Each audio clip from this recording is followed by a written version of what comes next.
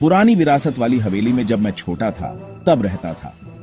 हर दीवार के पीछे एक कहानी थी। सालों बाद जब मैं वापस आ गया तो सब कुछ वही था, बस एक चीज बदल गई थी। अब वहां कोई और भी रहता था जो कभी जिंदा नहीं था।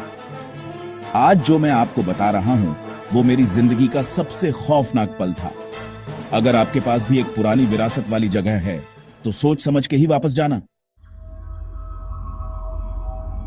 यह कहानी है आरव की। 19 साल का मुंबईकर जो 15 साल बाद अपने राजस्थान के विरासत वाली हवेली में वापस आ गया। बचपन के दिन वहां बिताए थे, पतली गलियां, झरोखे और एक बड़ा आंगन। लेकिन एक राज भी था।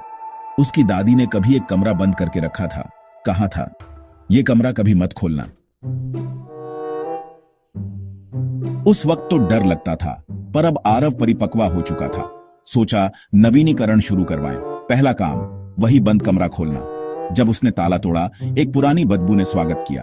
कमरा अंधेरा था, सिर्फ एक टूटा हुआ आईना, एक झूला और एक पुराना म्यूजिक बॉक्स। जैसे ही आरव ने बॉक्स खोला, वो खुद ब खुद चालू हो गया। टिंग टिंग टिंग, एक लोरी बजने लगी। उस रात पहली बार हवेली में कुछ अजीब हुआ। कोई जमीन पर झूलते पैरों की आवाज सुनाई दी। आरव ने देखा, वही झूला हिल रहा था खुद से।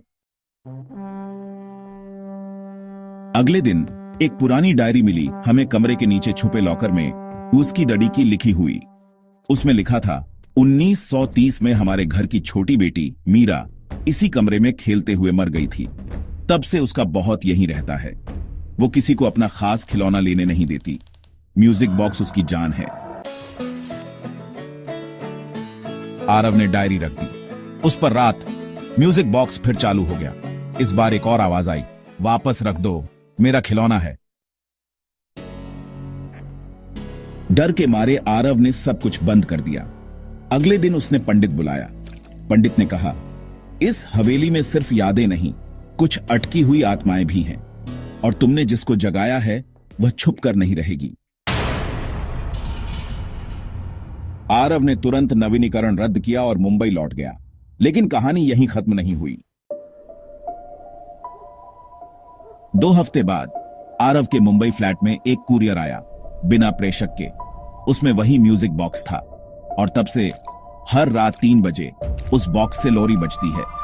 क्या मीरा उसके साथ वापस आ गई, या उसने कभी आरव को छोड़ा ही नहीं? क्या आप अपने बचपन की जगह वापस जाना चाहेंगे? अगर पता हो कि कोई वाह आज भी आपका इंतजार कर रहा है।